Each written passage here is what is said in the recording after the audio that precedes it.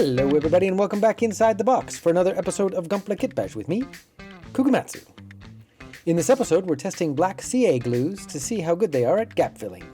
So let's jump right in.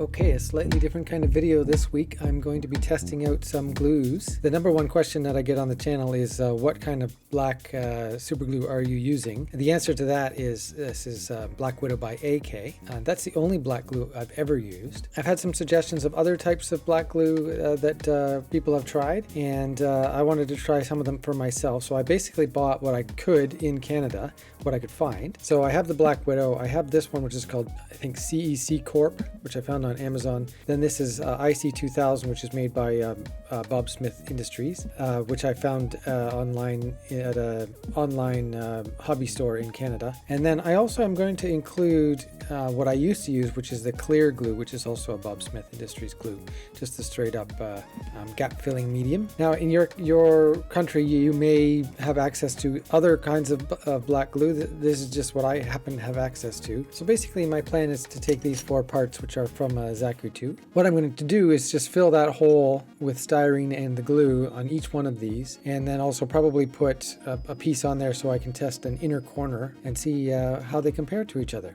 The first thing I want to test actually though is the viscosity, to see how these other 3 compare in terms of thickness to the AK Black Widow. So what I'm going to do is I'm just going to pour it down this piece of styrene and see how they compare. That first one was the AK and the second one is the CEC.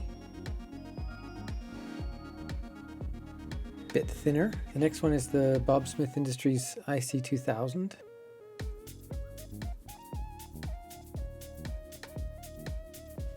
And then the last one is just the Instacure from Bob Smith Industries.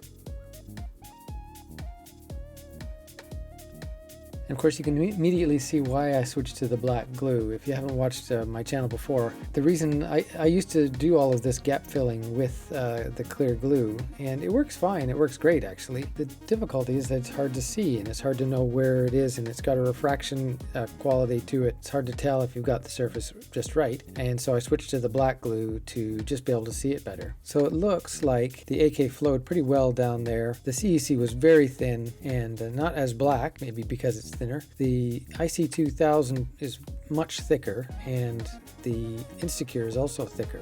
Okay, I've cut out some styrene shapes to fill these holes. I'll use some sticky tack to hold them in temporarily while I tack them on.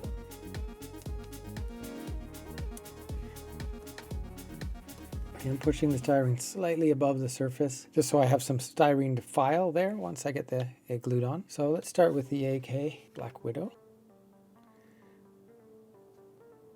Putting a little tacks on there for now. I'm going to let that set and then I'll take the sticky tack out. The AK is thin enough to flow into those little gaps, but it doesn't like leak out the bottom at all. There's the CEC Corp. This is where the thinness could end up being a problem. Depending on how snug your fit is there, it may not go across gaps as easily. It did fill in all those spaces. It did leak down a little bit below, but not too bad. Now the IC2000. Definitely thicker. It did flow into the grooves a little bit, but not as much as the other 2, and didn't go through at all. And then the clear glue. Now it's hard to tell if it's flowed into the grooves there. I think it has a little bit, similar to the IC2000, nothing underneath. Now I'll go ahead and let those set for a few minutes. Okay, well I've actually let those sit for about half an hour. The thicker glues took longer to dry. That one is dry now. The clear and the CEC Corp dried really fast. The IC2000 is still a little bit wet after that much time. The reason I only put little tacks on there instead of filling the whole thing was because I wanted to be able to do it without the activator, because the activator makes the sticky tack really slimy, so I always start with little tacks like that. And unfortunately the thicker stuff does take a little bit longer to set after doing that. Anyway, I'm going to go ahead and remove the sticky tack now. Now that the sticky tack is gone, I can use Activator when I put the glue on. I have this little container that I use. It has a nice little applicator, so you can add just a little bit. What this is called InstaSet, and it's also made by Bob Smith Industries. It's a nice one because it doesn't strip off paint the way some of them do. It's not alcohol based. The reason that I put it in the applicator is you can get a spray bottle, but I just find that when you spray it, it just kind of goes everywhere and not necessarily where you want it, so I just find that applicator a little bit easier.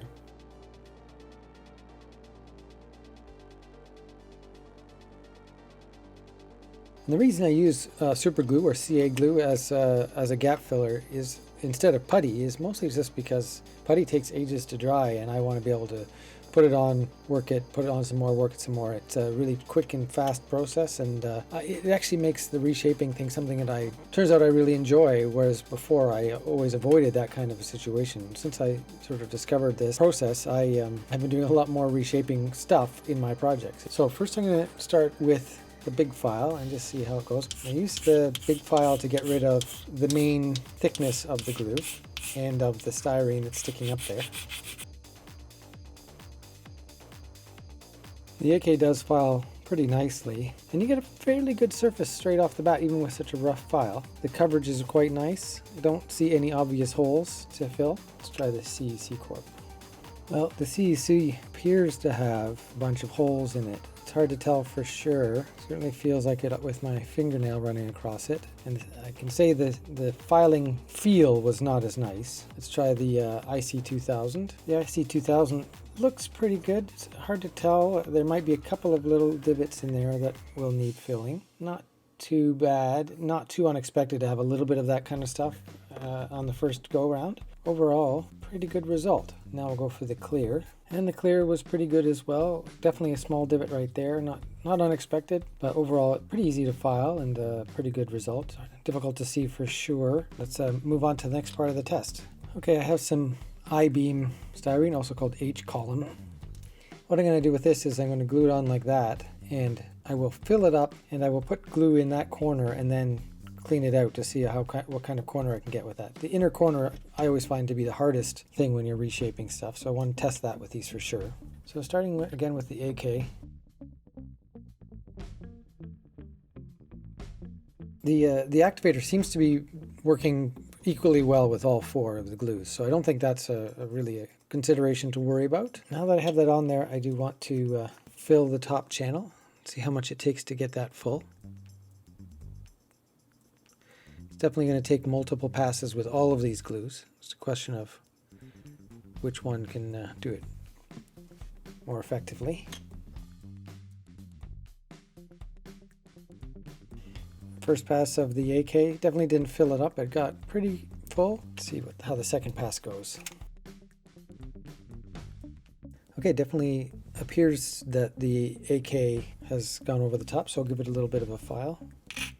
There does seem to be a slight bubble left over in the one end. It looks like the CEC Corp has also made it over the top in the second pass, so I'll give it some filing.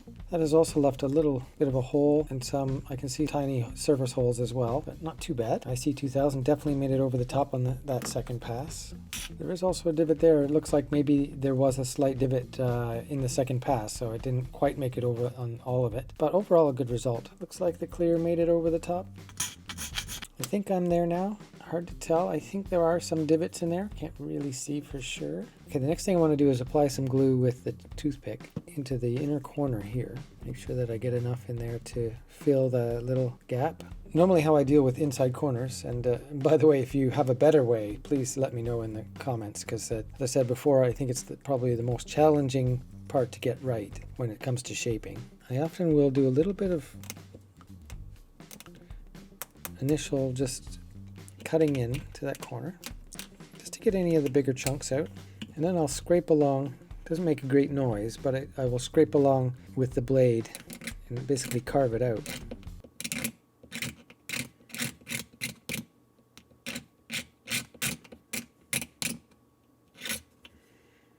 Like that, and then I'll do it the same way on the other side.